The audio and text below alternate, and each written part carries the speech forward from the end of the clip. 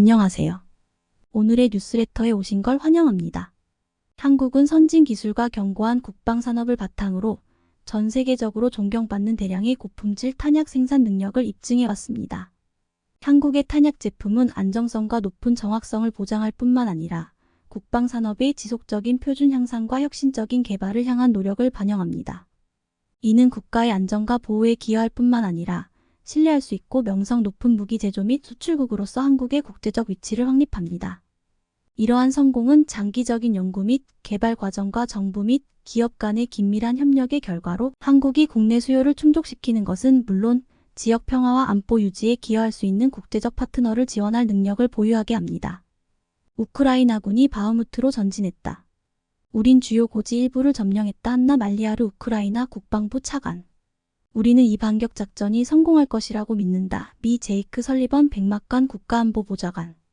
우크라이나군이 사헬 도네츠크 지역을 52차례 집중 포격했다고 러시아 매체 타스가 보도했습니다.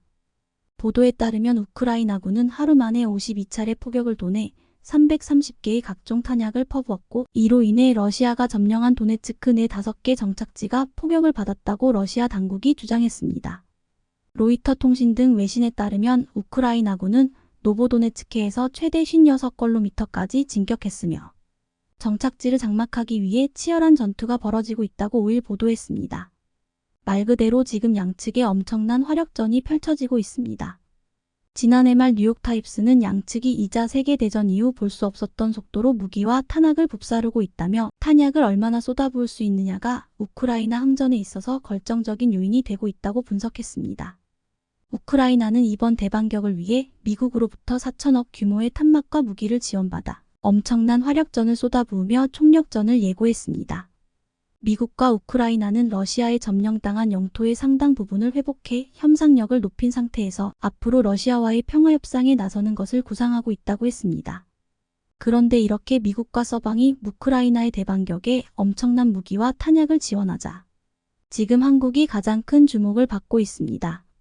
서방의 국가들은 지금 앞다투어 한국의 국방장관이나 방산관계자를 만나기 위해 동분서주하고 있습니다.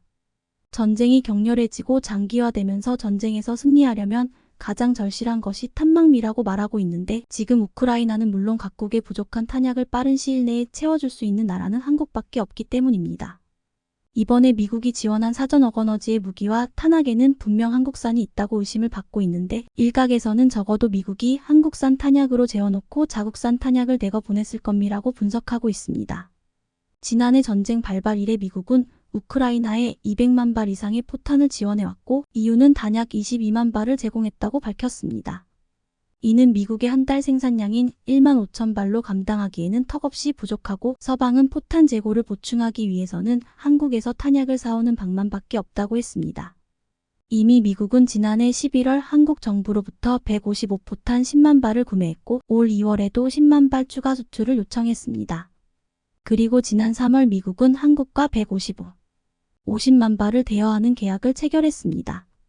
또한 우크라이나에 탄약을 지원하는 EU 국가들이 탄약 공장 생산량을 늘리고 있지만 소요 시간이 상당해 EU는 한국이 빠른 시간 만에 군사 지원을 제공할 것을 기대하고 있다고 했습니다.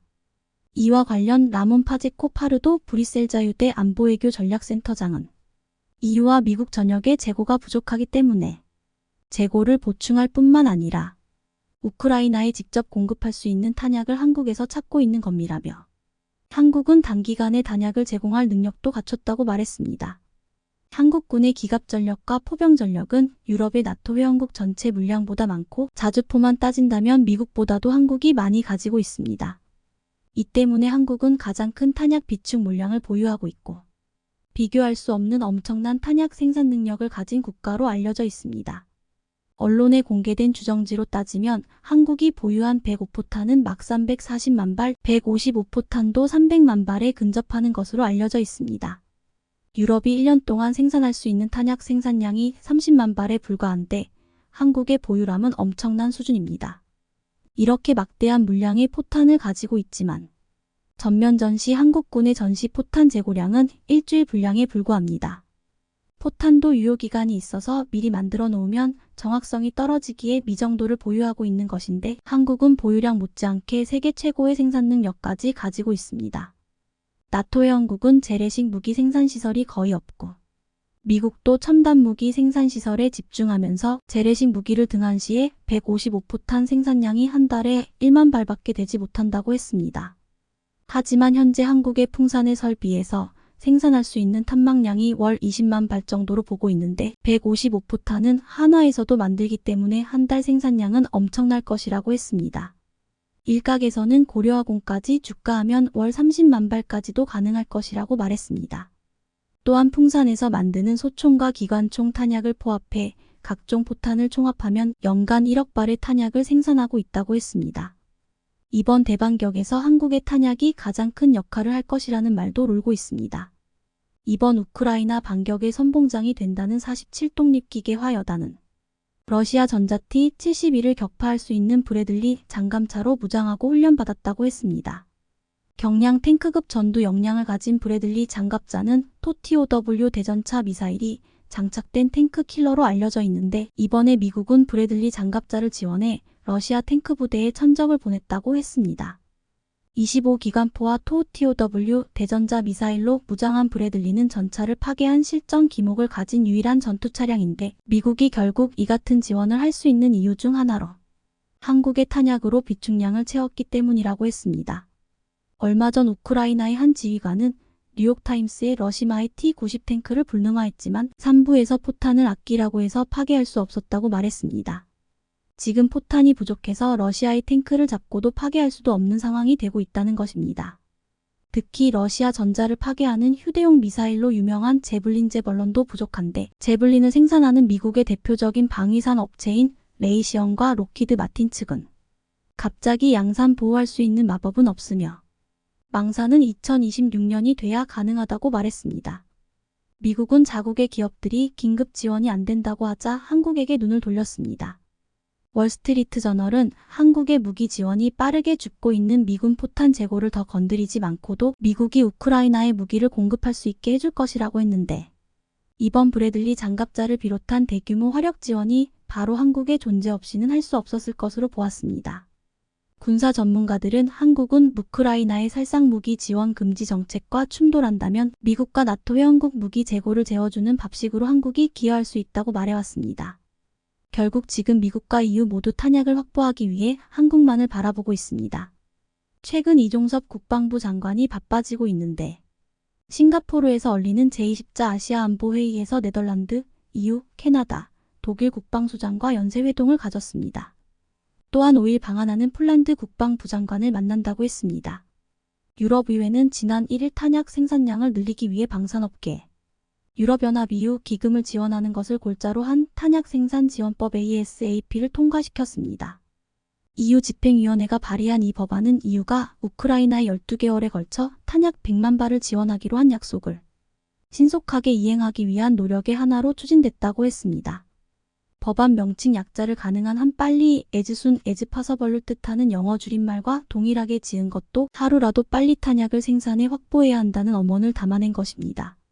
지난달 우크라이나전에 미국 표준 구경인 155포탄 가격이 1만 말에 5억 유로까지 상승하자 유럽연합은 코로나 백신과 유사한 공동구매를 제한하기도 했습니다. 이렇게 미국과 유럽에서 한국에게 탄약을 달라는 요구를 하고 있는 가운데 한국은 K전자나 K구자 주포와 같은 무기뿐만 아니라 탄약 수출에서도 큰 실적을 거을 것으로 보이고 있습니다. 국내에서 생산해 수출하는 것 말고도 재빨리 한국에 탄약 공장을 짓겠다는 나라들을 이제는 유럽 전체에서 주목하고 있습니다. 폴란드는 한국에게서 K전차와 K구자 주포를 대거 도입하며 K전차용 전차단과 K구자 주포용 곡사포탄을 연간 10만 발씩 생산 가능한 탄약 곱잠을 폴란드 현지에 건설하는 만을 제안했습니다. 이에 풍산이 폴란드 현지에 탄약 공장을 짓는 방안을 추진 중이라고 했습니다. 루마니아도 지난 3월 한화에어로스페이스와 MOU를 체결하고 자주포 장감차를 비롯해 탄막 생산매서도 협력하기도 했습니다. 플로린 스파타로 루마니아 경제부 장관은 현지 공영방송사 TVR과 인터뷰에서 한국, 미국과 협력을 통해 새로운 탄막 공장을 건설할 계획이라며 이미 두 나라 방산업체와 파트너십을 체결한 상태라고 밝혔습니다. 또한 EV 대사들은 유럽평화기금 EPF를 통한 EU 자원의 탄막 공동 구매를 위한 세부 방만에 최종 합의했는데 여기서 탄약이 100% 유럽산이 아니더라도 공동 구매 자금을 쓸 수 있도록 확정했다고 전했습니다. 즉 EU 밖에서 공급된 탄약이 EU 자금 지원을 받아 유럽에 수출되는 것은 물론 공동 구매의 대상도 된다는 것입니다. 이에 따라 한국 방산 업체들의 기술로 생산된 포탄이나 로켓, 미사일 등을 유럽이 대량 살 가능성이 높아졌습니다. 현재 한화에어로스페이스와 한국항공우주 KAI 품산 등은 각종 탄약을 EU 현지에서 공동 제조해 공급하는 것을 검토 중인 것으로 알려졌습니다. 이번에 미국 전략국제문제연구소는 미국의 방위산업이 평시에나 적합한 상태라며 대만 해협에서 중국과 전쟁 등 대규모 지역 분쟁이 일어나면 탄약 수요를 감당하지 못할 것이라고 평가했습니다. 이런 미국 방위산업의 심각한 취약성은 우크라이나 전쟁을 통해 드러났는데 우크라이나에 무기를 지원하려고 봤더니 미국의 재고 자체가 얼마 되지 않았고 갑작스럽게 무기나 탄약을 대량 생산할 여력도 없었다고 했습니다. 미국은 우크라이나에 보낸 탄약을 채우는 것 외에도 당장 중국을 상대하기 위해서도 한국의 탄약 공급이 필요하다고 말하고 있습니다. 이번 우크라이나 전쟁으로 인해서 한국의 방산무기 중에 예상치 못하게 급부상한 것이 바로 탄약이었습니다. 세계 최강의 포방부를 구축한 한국은 탄약 보유량과 생산 능력이 세계 최강이었습니다. 한국은 빠른 무기 공급뿐만 아니라 빠른 탄약 공급 능력으로 지금 가장 주목받는 나라가 되고 있습니다. 연전연승을 이어가고 있는 한국 방산업계에 있어 또 하나의 놀라운 소식이 전해졌습니다. 바로 3조 원에 달하는 K2전차 수출을 성공한 것인데요. 루마니아에서 한국 K2전차를 강력하게 요구했다고 합니다. 루마니아 국방장관이 직접 K2전차를 보고 엄지를 치켜들 정도로 만족감을 표현했다고 하는데요. 승승장구하는 한국 방산이 이룬 업적과 현재 진행형인 인기에 대해 지금부터 자세하게 설명해 드리겠습니다. 성황리에 행사를 마친 대한민국 방위산업전 DXKOREA 그 어느 때보다도 화려한 개막식은 물론이고 국내외를 막론하고 한국 무기에 대해 관심이 높은 가운데 전 세계 군사 관계자들의 눈이 한국으로 집중했습니다. 무기 수입이 다급한 일부 해외군 관계자들은 직접 산업전의 모습을 드러내며 한국 무기를 직접 눈에 담고자 열심히 행사장을 돌아다니는 모습을 보였는데요. 슬로바키아는 물론이고 폴란드 관계자들도 모습을 보였습니다.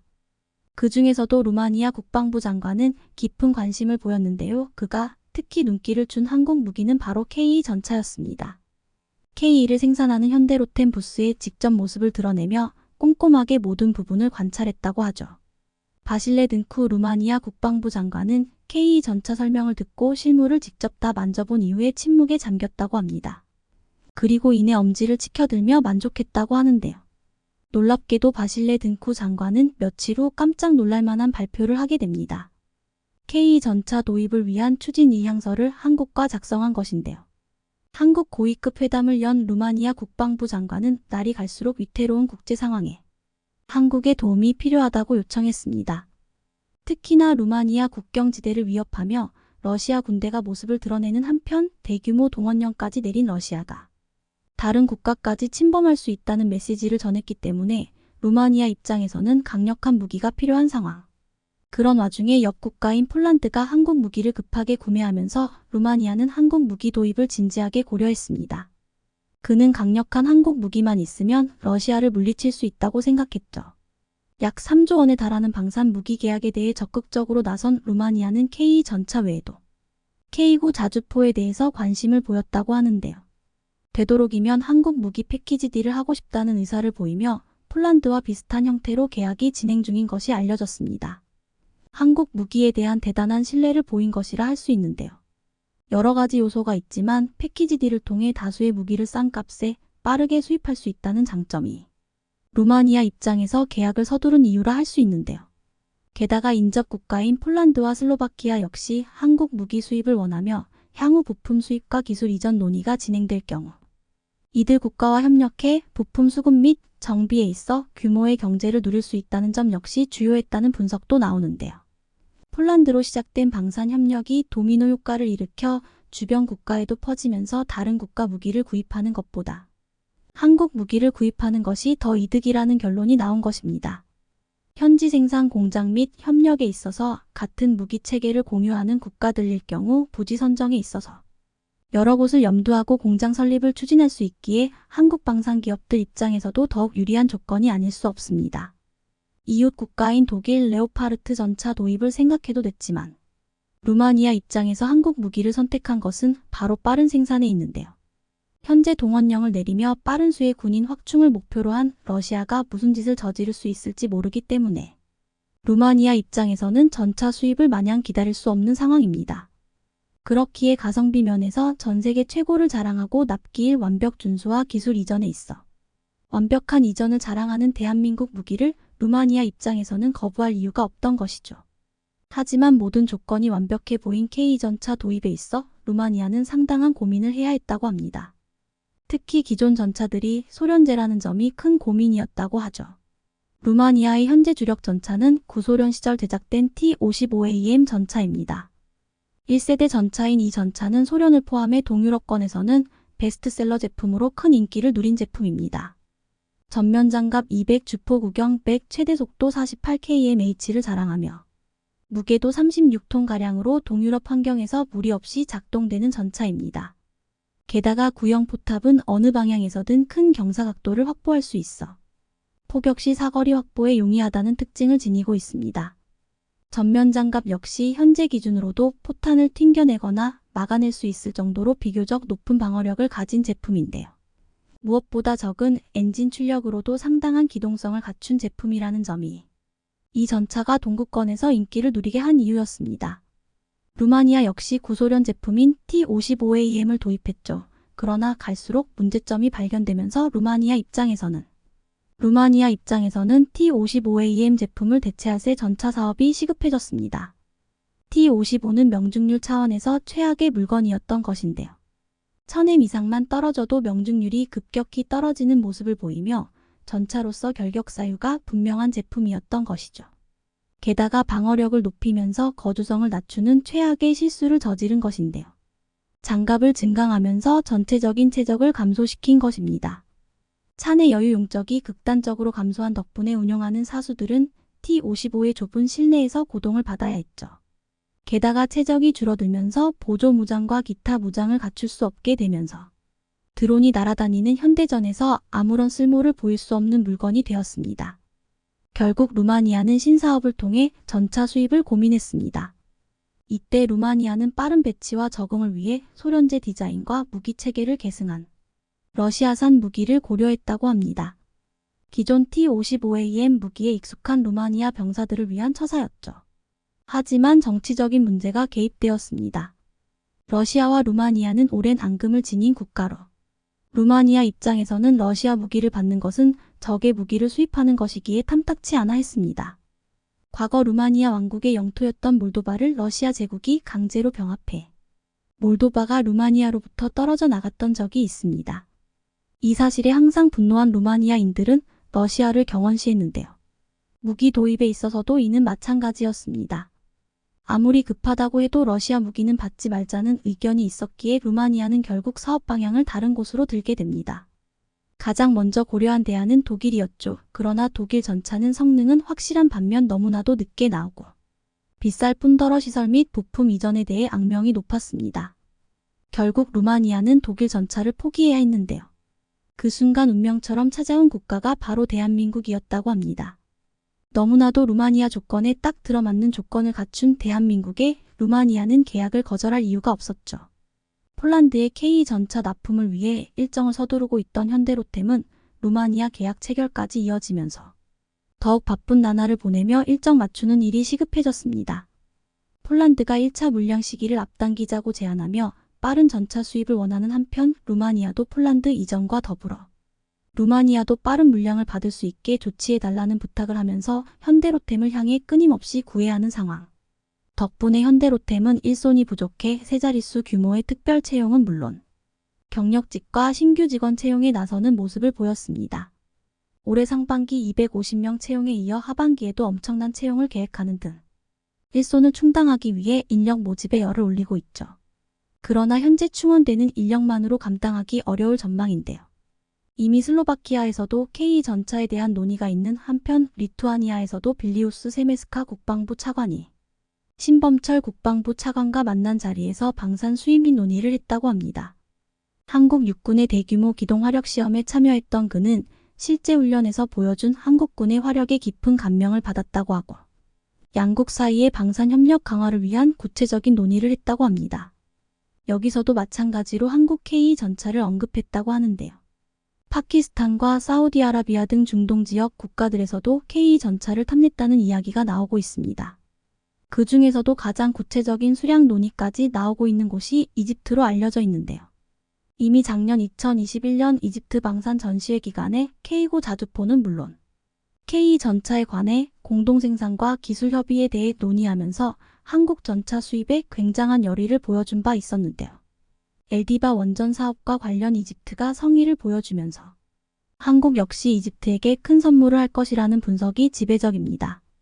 특히 이집트 항구건설 및 각종 건설 사업에 한국이 잇따라 수주를 성공하는 성과를 거두는 등 이집트 한국 관계가 공고한 상황. 현재 수준으로는 턱도 없을 정도로 K 전차 수출에 있어 한국이 부하가 걸리지 않을까 걱정될 정도인데요. 글로벌 자주포 시장에서 고공행진을 하고 있는 K구 자주포의 기세가 매섭습니다. 뛰어난 기동성과 화력으로 무장한 K구 자주포는 이미 전 세계적으로 지상군의 전력상 우위를 보장하는 강력한 무기로 평가받고 있는데요. 심지어 자주포 종주국인 영국을 뛰어넘으며 역수출되고 있다는데 K구의 최근 소식에 대해 자세히 알아보겠습니다. 이집트의 K구 자주포 사업이 순항 중인 것으로 보입니다. 이집트가 구매하기로 했던 한화에어로스페이스의 K구 자주포가 이집트 군 배치 후 처음으로 현지에서 그 모습을 드러낸 건데요. 지난해 K구의 이집트 수출 확정 후 한동안 소식이 없었기에 이번 소식은 K구 사업이 물밑에서 차근차근 잘 진행되고 있었던 사실을 확인시켜줬습니다. 방산업계에 따르면 최근 이집트군은 압델파타 LCC 이집트 대통령이 제4기갑 사단을 시찰하는 동안 처음으로 155K구 자주포와 관련 K10 탄약 차량이 공개됐습니다. 앞서 업계에서는 K구 이집트 수출 계약 발효가 늦어지고 있다며 선수금도 받지 못했다는 이야기가 나돌기도 했지만 이번에 이집트 국가 행사에서 K구이 등장하며 이런 우려를 불식시킨 것으로 보입니다.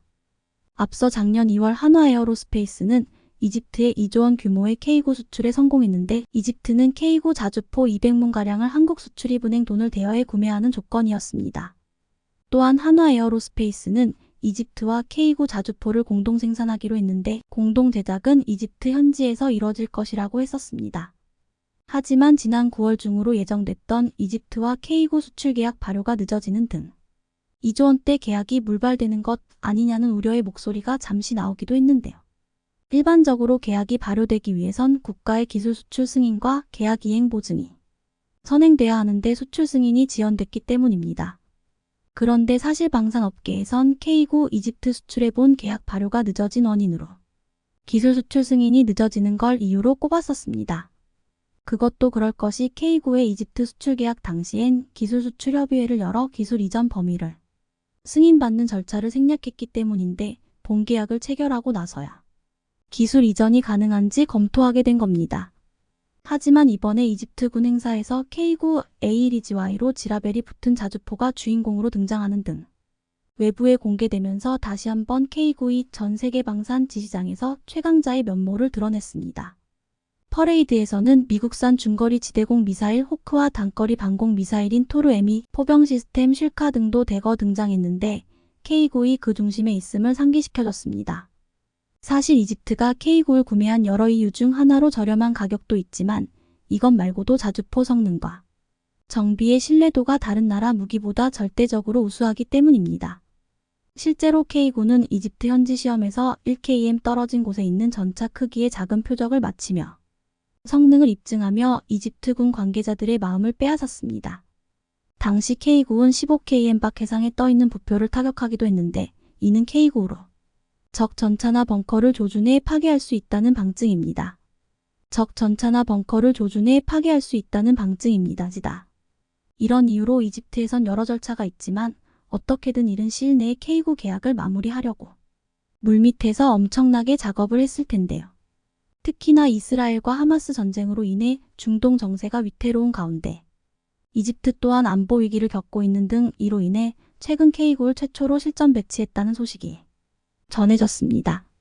앞서 1일 이스라엘과 이집트, 하마스가 가자 지구에 있던 외국 국적자와 중상자를 라파 국경 검문소를 통해 이집트로 대피시키기로 하면서 그 뒤 하루 500명의 사람들이 이집트로 대피하며 불안한 상황이 계속되고 있습니다.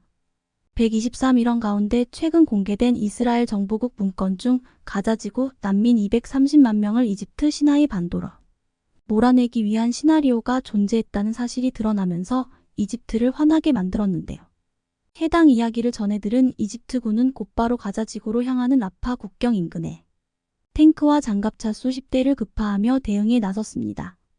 군 소식통에 따르면 이번에 K9 자주포 또한 이집트 국경 후방에 실전 배치됐을 것으로 알려졌습니다. 특히나 최근엔 이집트 국경 도시가 확인되지 않은 미사일에 폭격당하며 이로 인해 민간인 부상자까지 발생하는 등 전쟁의 피해가 이집트에 고스란히 번지고 있는 상황입니다. 이런 불안한 정세 속에서 이집트는 역대 최대 규모로 계약한 K9에 더욱더 의지할 수밖에 없는데 실제로 K9의 기술 이전을 통한 이집트 현지 생산 방식으로 조달될 것으로 보이면서 사업의 착수 시점만 손꼽아 기다리고 있는 상황입니다. 실제로 이집트 현지 방송에서 이번 이집트 군사 퍼레이드 속 등장한 K9의 모습을 강조하면서 불안에 떠는 이집트 국민들의 분위기를 잠재우려는 듯 했습니다. 그것도 그럴 것이 자주포는 지상군의 전력상 우위를 보장하는 가장 강력한 무기로 꼽히는데 K9 자주포 일무는 일반 곡사포보다 3배 이상 강력한 화력을 내뿜을 수 있어 기대감이 상당합니다. 그런데 최근 과거 영국에서 도입한 K9 유기압 현수장치 부품을 한국이 역수출하게 됐다는 엄청난 소식이 전해졌는데요. 유기압 현수장치 종주국으로 알려진 영국에 한국이 관련 기술 개발을 통해 수출을 추진하는 것으로 확인되면서 전 세계 방산업계의 시선이 쏠리고 있습니다.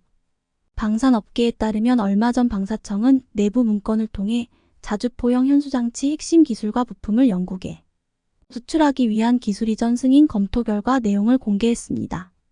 그런데 사실 이는 엄청난 일로 자주포 강국인 영국으로부터 들여온 기술을 이제는 한국이 더 발전시키고 개량해 종주국을 넘어서는 기술 수준을 보유하고 있다는 뜻이기 때문입니다. 지난 1987년 우리 군이 신형자주포 사업을 구상할 때쯤 당시 영국이 개발 AS-90 자주포가 유기압 현수장치를 적용했었습니다. 당시 우리 군은 AS-92 유기압 현수장치를 적용하면서 스페이드 고정 없이 360도 전 방향으로 사격이 가능하다는 것과 승차감도 좋아졌다는 사실을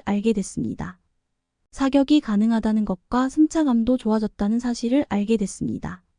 따라서 우리 자주포에도 이를 적용하면 승차감이 좋아 지속적으로 전투 임무를 수행할 수 있을 뿐 아니라 기동 중에도 사격 명령을 받으면 1분 이내에 초탄 발사가 가능할 거라고 판단했습니다. 당시 국내 방산 기술 수준이 부족해 영국에서 AS-90 자주포에 적용하고 있는 에어로그사 제품을 도입해 국산화하는 쪽으로 목표를 잡았던 겁니다. 이후 국내 연구진은 엄청난 열정과 각고의 노력 끝에 K9의 현수장치를 국산화하는 데 성공하는 등 심지어 당시 수입된 영국의 것보다 뛰어난 성능을 보유하게 됐습니다. 자주포의 기동성을 개량하기 위해 K9 유기압 현수장치를 도입하기로 한 겁니다. 보통 현수장치는 기본적으로 차량의 바퀴에 붙여 운행 중에 발생하는 충격을 완충하는 것으로 군용 차량의 경우 험지에서 좀 더 원활하게 기동하기 위한 목적으로 다는 경우가 많은데요. 앞서 말씀드렸던 것처럼 군용 차량의 유기압 현수장치는 기본적으로 전투 피로도를 확 줄일 수 있는 수준 높은 승차감, 무릎 꿇기 기능을 구현하기 위한 것입니다. 그런데 과거 우리가 영국으로부터 들여왔던 AS-90 자주포의 유기압 현수장치를 K9에 적용하려고 하자 막상 반동을 잡아내지 못하는 큰 문제점이 발견됐었습니다. 그래서 당시 한국의 기술진들은 반동 제어와 같은 문제점을 개선하기 위해 연구에 들어갔고 우리나라가 개발한 K9 유기압 현수장치가 영국산 AS-90 유기압 현수장치보다 월등히 뛰어나 주목을 받게 된 겁니다. 여기에 더해 얼마 전 열린 아덱스 2023에서 K9용 신형 사거리 연장탄이 공개되자 중국과 국경지대에서 치열한 신경전을 벌이고 있는 인도에서 화들짝 놀라며 이에 엄청난 관심을 표명하고 있는 중인데요. 실제로 지난달 21일 인도 언론 유라시안 타임즈는 중국 국경 인근에 배치된 K9를 위한 신형 사거리 연장탄을 개발하다라는 제목의 기사를 보도했습니다. 해당 기사에서 유라시안 타임즈는 아덱스 2023에서 공개된 K9용 신형 사거리 연장탄을 설명하며 자신들이 운용하고 있는 K9 바즈라의 신형 사거리 연장탄이 도입된다면 중국의 군사 위협을 막는데 엄청난 도움이 될 거라고 기대감을 드러냈습니다. 실제로 앞서 우리 방산업체 풍사는 K9용 155 사거리 연장탄 개발에 성공했다고 밝히며 이를 아덱스 2023에서 공개했었습니다. 풍산에 따르면 현재 우리 군이 1300여 대 운용 중인 것으로 알려진 K9에 신형 155 사거리 연장탄을 사용하면 사거리는 기존 155 포병탄의 40km에서 60km로 무려 50%나 늘어나게 되는데요. 사거리 연장탄은 기존 자주포의 사양 변경 없이 탄약 자체 성능을 향상시켜 사거리를 대폭 늘린 것으로 저항력을 줄이는 기술과 로켓 추진기를 추가로 탑재하는 두 방식을 모두 적용한 것으로 알려졌습니다. 따라서 포병 사거리 증대를 통해 보다 멀리 떨어져 있는 적지 핵심 지역도 실시간 타격할 수 있게 되는 등 폭넓은 작전 운용이 가능할 것으로 보입니다. 이런 이유로 최근 인도에서도 K9용 신형 사거리 연장탄에 유독 큰 관심을, 여기에 더해 인도군이 K-21 경전차와 더불어 레드백 장갑차까지 공동 생산하는 걸 원하고 있는 것으로 전해지면서 조만간 구체적인 러브콜이 있을 것으로 보이는데요. 이를 감당하기 위해 한화 에어로스페이스가 공장 증설까지 추진 중이라는 소식까지 전해지며 분위기를 한껏 달아오르게 하고 있습니다. 현재 인도는 라다크 등 국경 지역에서 활동하는 중국의 15식 경전차에 대응하기 위해 2조 원대 사업을 추진하고 있는 중으로 전력 투입이 시급한 상황입니다. 원래는 저렴한 러시아제 경전차를 도입하려고 했으나 우크라이나 전쟁이 터지면서 무산됐고 가성비와 성능이 좋은 한국의 K-21 쪽으로 눈을 돌린 상태입니다. 그런데 최근 한화가 생산 라인을 확대하는 과정에서 인도에서 K-21과 더불어 레드백까지 함께 도입하려는 사실이 알려지면서 조만간 본격적인 협상 내용이 공개될 것으로 기대되고 있는데요. 한국 방산의 대표 선수인 K9 자주포를 비롯해 K-21 레드백까지 이제 전 세계 방산 시장에서 완전한 지상군의 수호자로 자리 잡은 것 같습니다. 최근 전 세계적인 반도체 부족 현상이 이어지면서 전자제품 가격 상승과 자동차에 탑재되는 차량용 반도체의 부족 현상 등 실생활 곳곳에서 많은 영향을 받고 있습니다. 특히 차량용 반도체 부족의 경우에는 신차 출고 기간을 1년 혹은 그 이상 늘리면서 많은 소비자들이 불편을 겪고 있습니다. 이런 현상이 이어지자 전 세계 많은 반도체 기업들이 설비 투자와 반도체 연구 개발에 많은 투자를 하고 있는 상황에 막대한 이익을 보는 기업과 그렇지 못한 기업 등 크게 둘로 나뉘고 있습니다.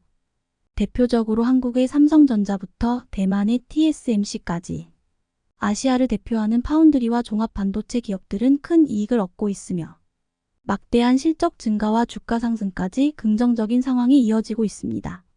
하지만 완성 반도체 기업들이 막대한 이익을 보는 것과는 다르게 이들에게 반도체 장비를 납품하는 기업, 대표적으로 네덜란드의 ASML 같은 기업들은 시장 확대를 통한 경제적 이익 창출에 제동이 걸려 매출과 이익 증대를 위한 돌파구를 찾고 있는 상황입니다. 그런데 세계 최고이자 유일무이한 극자외선 노광 장비 EUV 장비 생산을 독점하고 있는 네덜란드의 ASML은 미국 주도의 중국 반도체 포위망에서 탈퇴해 독자적으로 대중국 반도체 장비 수출에 나서겠다는 발표를 했습니다. 반도체 장비를 생산하여 판매하는 ASML은 그동안 한국의 삼성과 대만의 TSMC에게만 EUV를 비롯한 반도체 장비를 판매해왔지만 여기에 중국에게까지 최첨단 EUV 장비를 추가로 판매하면 막대한 매출과 이익을 올릴 수 있다는 판단에서입니다. 여기에 슈라인 마어 네덜란드 외교 동상부 장관은 자국 네덜란드의 이익이 미국의 대중 반도체 봉쇄보다 훨씬 중요하다는 발표를 했습니다. 네덜란드의 이런 자국 우선주의 행보에 미국은 크게 당황하며 상무부 차관과 백악관 국가안보회의 보좌관을 네덜란드에 파견해 ASML의 EUV 장비에 대한 중국 수출 문제를 놓고 협상을 진행할 것이라는 예정입니다. 미국 입장에선 네덜란드의 이런 결정이 황당하다는 반응입니다. 그동안 미국이 ASML이 독점 생산하는 EUV 장비의 중국 수출을 막은 이유엔 ASML EUV 장비에 미국의 국가안보 핵심 기술이 들어가기 때문입니다. EUV 노광 장비에 활용되는 원천 광원 기술은 미국 기업 사이머가 보유한 특허 기술을 활용하며 해당 기술은 미국의 국가안보 핵심 기술로 지정이 되어 있어 중국을 비롯한 적대 국가에는 수출이 막혀 있습니다. 즉 ASML이 활용하는 핵심 기술부터 부가적인 기술까지 다방면에서 미국 기술이 활용되고 있으며 ASML 회사의 지분에도 미국 기업이 절대다수의 비중을 차지하고 있습니다. 상위 20대 주주에서 미국 기업이 대부분일 정도로 확실한 지배구조를 가지고 있기에 ASML 경영 전반에 미국의 입김이 반영되는 것은 어느 정도 납득할 만한 일입니다. 그런데 네덜란드 당국은 ASML의 매출을 늘리고자 중국의 EUV 장비 판매를 허용하겠다는 입장을 밝혔는데 네덜란드 당국의 이런 결정에 많은 반도체 업계들은 비판의 목소리를 내고 있습니다. 먼저 중국의 EUV 장비 판매를 결정한 핵심 논리는 중국의 EUV를 추가적으로 판매해 ASML의 매출을 늘리려는 계획이었지만 이런 계획이 처음부터 불가능한 이유는 ASML의 EUV 장비는 1년 동안 생산할 수 있는 대수가 40대가량으로 정해져 있고 한국의 삼성과 대만의 TSMC가 EUV 장비를 전부 독식해 더 팔고 싶어도 팔 수가 없는 상황입니다. 즉 ASML 측에서 EUV 장비를 만드는 족족 한국과 대만의 반도체 기업들이 구매하는데 중국에게 판매한다는 것은 ASML의 추가적인 매출을 발생시키는 것이 아니리 단순히 한국과 대만에 공급될 물량을 줄여서 중국으로 가는 물량을 늘리겠다는 내용입니다. 여기서 네덜란드 측의 의도는 명확합니다. 미국 주도의 대중 반도체 제재에 동참하게 하려면 그만한 보상을 네덜란드 자신들에게 달라는 것입니다. 물론 여기엔 극자외선 노광 장비 EUV 장비를 세계에서 유일하게 만들 수 있는 ASML과 네덜란드의 자신감이 깔려 있습니다. 하지만 ASML의 EUV 장비에 탑재되는 렌즈와 광학 장비는 독일 기업에서 납품하고 있으며 광원 조사 장치와 핵심 부품들은 미국에서 납품되고 있습니다. 즉 이 말은 핵심 기술과 부품만 있다면 네덜란드 ASML이 아니라 다른 기업들도 EUV 장비를 충분히 생산해낼 수 있다는 것입니다. 여기에 삼성전자의 움직임이 심상치 않습니다. 삼성전자는 최근 자회사를 통해 노광 공정용 장비를 개발했고 양산 테스트를 성공적으로 완료했습니다. 그동안 노광 장비를 직접 생산하기보다 수입에 의존해왔는데 최근 들어 글로벌 공급망이 흔들리기 시작하면서 노광 장비 자체 생산을 위한 연구팀을 가동해 반도체 소재와 장비 그리고 완성품 생산까지 원스톱 라인 구축을 위한 작업에 나서고 있습니다. 그런데 최신 미세 공정을 위해선 일반적인 노광 장비가 아니라 ASML이 생산하고 있는 극자외선 노광 장비 EUV가 필요한데요. 이 역시 한국 기업 이솔에서 생산을 위한 마지막 작업에 나서고 있습니다. EUV 장비를 생산하기 위해선 크게 세 가지가 필요한데 EUV용 광원과 광학계 그리고 시스템입니다. 노광 장비용 광원을 공급하는 회사는 전 세계 4곳이 있으며 사이머를 포함해 대부분 미국의 기업이지만 단 2곳의 EUV 업체만이 직접 광원을 만들고 있는데 한 곳은 네덜란드의 ASML이고 다른 한 곳은 대한민국의 이솔입니다. EUV 장비의 첫 번째 조건인 광원도 우리 손으로 만들 수 있으며 두 번째 조건인 광학계는 주로 독일의 칼자이스 렌즈를 사용합니다. ASML의 광학계 역시 자체 개발한 부품이 아니라 칼자이스의 렌즈를 납품받아 사용 중이기에 우리도 독일산 렌즈를 납품받아 EUV 장비를 생산할 수 있습니다. 세 번째 조건인 종합 시스템은 EUV 장비를 가동하면서 발생하는 진동이나 정확한 노광 등 종합적인 시스템을 제대로 제어해야 한다는 것입니다. 사실 EUV의 물리적인 장비와 부품 등은 이미 우리나라가 기술을 확보한 것도 있고 일부 부품은 수입하여 구축하면 되며 네덜란드의 ASML 역시 이런 식으로 부품을 공급받아 장비를 만들지만 가장 중요하고 핵심이 되는 부분은 종합적인 시스템 안정성입니다. ASML이 가장 잘하는 분야가 바로 이런 시스템 제어 부문과 소프트웨어적인 부분으로 알려져 있습니다. 해당 부문에 대한 우리 기업들의 투자도 급격하게 늘어나고 있습니다. 특히 우리나라 토종 반도체 장비업체인 이솔의 대표와 경영진은 삼성전자 반도체 사업부 출신으로 10년 넘게 삼성전자에서 EUV 장비와 소재에 대해 연구개발하던 팀이 독립한 기업입니다. 이솔에서 생산하고 만드는 장비의 상당수는 삼성으로 공급되고 있는데 최근 삼성에서도 자체적인 노광 장비 생산 능력의 중요성을 깨닫고 노광 장비에 대한 공격적인 투자를 하고 있는 만큼 이솔과 삼성전자는 전방위적인 협력을 통해 연구개발에 나서고 있으며 이솔의 모기업인 FST의 경우 삼성전자가 7% 지분을 확보해 대주주로 있는 상황입니다. 이런 투자와 연구개발의 노력으로 토종 EUV 기업 이솔은 EUV 광원과 마스크 제조 장비 EUV 마스크와 펠리클 검사 장비 등 EUV에 사용되는 핵심 기술과 장비를 하나하나 국산화해 나가고 있습니다. 사실상 네덜란드 ASML의 독주를 막을 전 세계 유일한 기업으로 떠오르고 있는 상황에 미국에서도 한국의 EUV에 이목을 집중하고 있습니다. 우선 미국은 이번에 네덜란드가 중국과 반도체 동맹을 추진하자 이를 모두 손절하면서 한국의 반도체 기업들을 더욱 지원하고 있습니다. 현지에서는 EUV와 같은 중요한 부품을 한국과 같은 동맹국에서 만들 수 있도록 추가적인 지원이 필요하다며 미국 측이 보유한 특허와 기술을 한국과 협력해야 한다는 주장도 나오는 가운데 우선적으로 한국의 반도체 기업들이 탈중국에 성공하도록 미국의 매출을 한국에게 몰아주고 있습니다.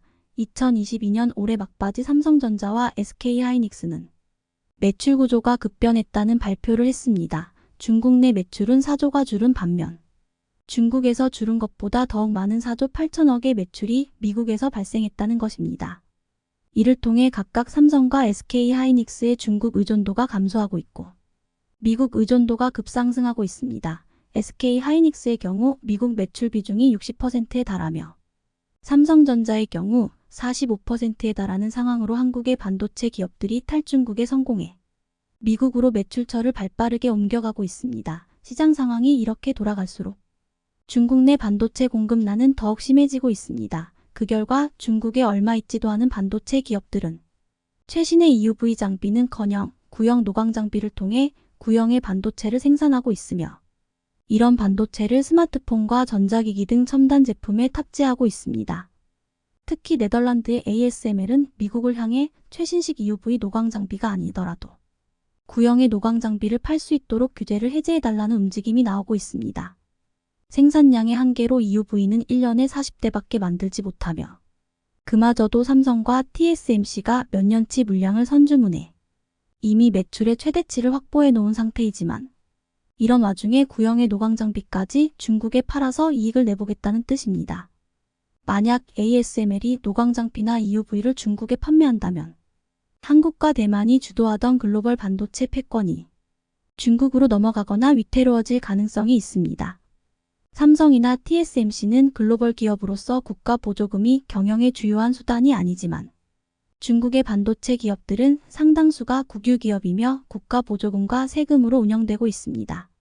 특히 중국이 반도체 굴기를 천명한 만큼 막대한 중국 자본을 투자하여 치킨 게임을 벌인다면 정부 지원을 받지 않고 단독으로 맞서야 하는 한국과 대만의 반도체 업체들은 경쟁에서 불리해질 수밖에 없는 상황이 될 것입니다. 시청해 주셔서 감사합니다.